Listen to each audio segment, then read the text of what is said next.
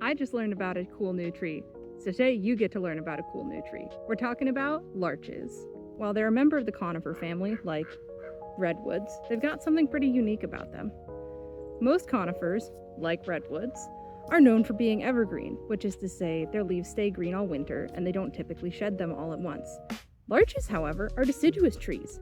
So every fall their leaves turn a spectacular bright gold before shedding them all at once. This leads to a phenomenon known in Washington state as larch madness, where everyone rushes to the mountains to see the trees. I get the hype. I'll be going back for sure.